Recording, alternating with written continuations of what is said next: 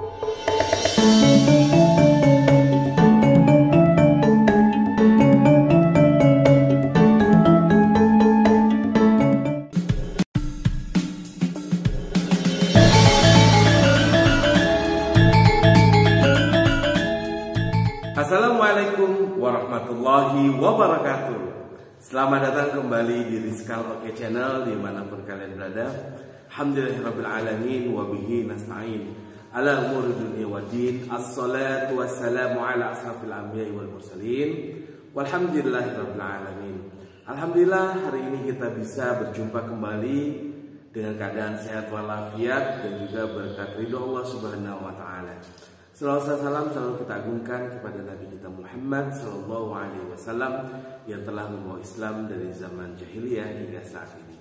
Baiklah teman-teman mahasiswa dimanapun kalian berada. Sebelumnya perkenalkan saya Muhammad Rizkal Fajri. Saya sebagai dosen di Universitas Muhammadiyah Lampung dan juga dalam hal ini saya sebagai pengampu mata kuliah Ushul Fiqh di Universitas Muhammadiyah Lampung. Baiklah teman-teman mahasiswa semua, bilkhusus seluruh peserta perkuliahan dalam mata kuliah Ushul Fiqh dimanapun kalian berada. Dalam video ini kita akan membahas tentang kontrak belajar yang akan kita jalani selama 1 semester ini. Karena sampai saat ini kita masih dalam wabah COVID-19 dan juga kita belum diperbolehkan untuk tatap muka langsung. Semoga sebentar lagi kita bisa melakukan tatap muka di kelas di kampus kita tercinta. Namun sambil menunggu itu semua, kita tidak boleh berhenti untuk belajar. Bahkan kita harus selalu berinovasi. Maka perkuliahan kita selama belum diperbolehkan ini kita akan mencoba dengan metode daring. Jadi kita tetap tatap muka tapi menggunakan Google Meet. Nah, karena perkuliahan kita ini menggunakan daring, maka yang pertama yang ingin saya sampaikan adalah ketika presensi. Jadi setiap awal perkuliahan saya akan memberikan kalian absen untuk kalian isi menggunakan Google Form. Jadi setiap absen ini akan saya rekap dan menjadi bahan pertimbangan untuk nilai. Absennya ada 2. Yang pertama absen masuk tadi menggunakan Google Form, dan yang kedua apabila ada video yang saya share di YouTube, silahkan antum semua bisa menonton dan juga belajar dari video itu. Serta jangan lupa untuk mencantumkan berkomentar di kolom komentar yang di bawah itu dengan nama dan NPM serta kelas kalian, sehingga dapat saya rekap. Hal ini mengapa harus dilakukan? Karena agar saya yakin atau kita yakin kalau materi ini sudah kalian dapatkan semuanya. Takutnya nanti ketika saya memberikan evaluasi ataupun soal-soal UTS, UAS ataupun kuis, ada mahasiswa yang beranggapan bahwasanya ada materi yang belum disampaikan tapi kok dievaluasi. Nah, itu. Semoga kita dapat mengikuti perkuliahan dengan baik. Jadi itulah 2 presensi atau 2 absen yang harus kita jalani. Ya, selanjutnya adalah perkuliahan kita insya Allah akan menggunakan aplikasi Google Meet. Nah, biasa ada Zoom, ada Google Meet dan lain-lain sebagainya, tapi saya lebih suka kita menggunakan Google Meet karena lebih ringan dan pertimbangannya banyak sekali. Nah, untuk itu teman-teman yang di handphone atau di laptop atau di komputernya, di gadgetnya belum ada aplikasi Google Meet, silahkan untuk dapat diinstal agar dapat mengikuti perkuliahan dengan baik menggunakan Google Meet. Selanjutnya dalam proses penilaian ini saya bagi menjadi 4. Ada 4. Yang pertama itu adalah 20% untuk presensi absen. Jadi kalau absen kalian full, berarti kalian sudah mendapatkan 20% poin dalam penilaian di mata kuliah Ushul Fiqh ini. Yang kedua ada penilaian UTS, ujian tengah semester, di pertemuan ke-8 insya Allah. Jadi pertemuan 1-7 kita materi, di pertemuan ke-8 kita akan lakukan evaluasi berupa UTS. Selanjutnya penilaian ketiga adalah UAS. Nah, insya Allah setelah pertemuan ke-15, yaitu di pertemuan ke-16 kita akan melakukan UAS, ujian akhir semester. Nah, di sini mendapatkan poin 30%. Jadi di UTS 30%, di UAS 30%. Nah, sedangkan 20%-nya lagi adalah tugas. Nah, jadi full 100%, 20% presensi, 30% UTS, 30% UAS, dan 20% tugas. Nah, tugas di mata kuliah ini adalah membuat resume. Jadi setiap perkuliahan itu silahkan kalian membuat catatan singkat tentang materi yang saya berikan, atau bahasanya di resume, dan jangan lupa untuk difoto dan dikumpulkan. Nanti akan ada sesi pengumpulan resume di pertemuan ke-8 ketika UAS. Silahkan nanti kumpulkan resume pertemuan ke-1 sampai ke-7 di pertemuan ke-8, dan pertemuan ke-9 sampai 15 dikumpulkan resumnya di pertemuan ke-16.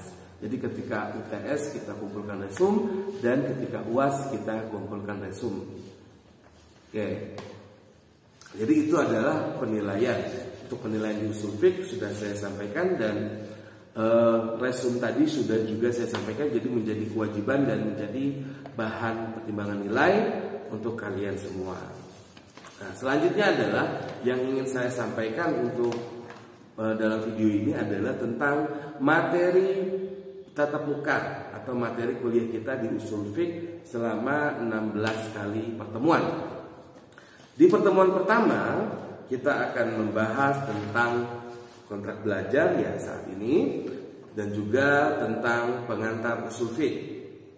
Apa itu usul fiqh, pengertian usul fiqh, terus objek pembahasan di usul fiqh itu apa saja, terus apa itu ahkam, apa itu taklifiyah, apa itu hakim, apa itu mahkumun bih, apa itu rukhsah dan azimah. Ini akan kita bahas di pertemuan pertama. Dan di pertemuan kedua kita akan membahas tentang al-amr. Al-amr dan nahyu. Nah, jadi di pertemuan kedua ini kita akan membahas tentang al-amr, apa itu al-amr, dan juga apa saja kaidah-kaidah usul fiqhnya. Serta yang kedua yaitu tentang an-nahyu. Apa itu an-nahyu, dan juga apa saja kaidah-kaidahnya. Di pertemuan ketiga kita akan membahas tentang al-am dan al-khas. Jadi apa itu al-am, apa itu al-khas, serta apa saja apa saja kaidah-kaidah usul fiqh yang ada di dalam al-am dan di khas wa takhsis, macam-macamnya apa saja. Serta di pertemuan keempat kita akan membahas tentang mujmal dan mubayyan, mujmal wal mubayyan, serta az-zahir wal muawwal. Nah, di pertemuan keempat ini kita akan membahas materi itu. Dan di pertemuan kelima kita akan membahas tentang mantuk wal mafhum, serta mushtarak dan macam-macamnya. Nah, di pertemuan ketujuh kita akan membahas tentang nasih dan macam-macamnya, dan materi kedua tentang tarjih dan macam-macamnya. Nah, di sini kita akan membahas itu di pertemuan ke-6, dan pertemuan ke-7 kita akan membahas tentang Al-Qur'an sebagai sumber hukum Islam yang pertama, dan yang kedua As-Sunnah sebagai sumber hukum Islam yang kedua. Di pertemuan ke-8 kita akan melakukan UTS, ujian tengah semester. Di pertemuan ke-9 kita akan membahas tentang ijtihad sebagai sumber ketiga di dalam Islam. Nah, di pertemuan ke-10 kita akan membahas tentang ijma wal hujjah dan macam-macamnya. Setelah itu masih di pertemuan ke-10, selain kita membahas tentang ijma, kita membahas tentang qiyas dan macam-macamnya. Dan pertemuan ke-11 kita akan membahas tentang istidlal, istishab, masalihul mursalah, dan istihsan. Nah, itu di pertemuan ke-11. Di pertemuan ke-12 kita akan membahas tentang qaul sahabi, terus saddu zara'i syar'un man qablana. Nah, itu. Di pertemuan ke-13 kita akan membahas tentang istidlal, uruf dan adat, istidlal dan ilham. Nah, di pertemuan ke-14 kita akan membahas tentang qawaid al-usuliyah. Qawaid usuliyah diantaranya al-amru bimaqasidiha, lalu al-yakinu la yuzalu bisaki. Karena pertemuan kita terbatas, mungkin kita hanya memilih beberapa kaidah-kaidah saja. Di pertemuan ke-15 kita akan membahas tentang al-musaqqah tajribut taisir, terus ad-dururu la yuzal, dan al-adah al-muhakkamah. Nah, di pertemuan ke-16 kita akan puas.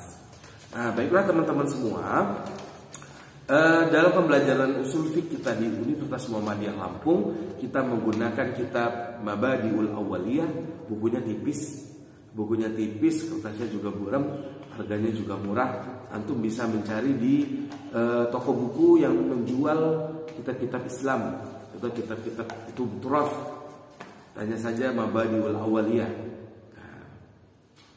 Dan saya juga sudah insyaallah nanti akan memberikan kepada kalian Mabadiul Awwaliyah beserta terjemahannya, sudah ada dalam bentuk PDF, sudah saya siapkan.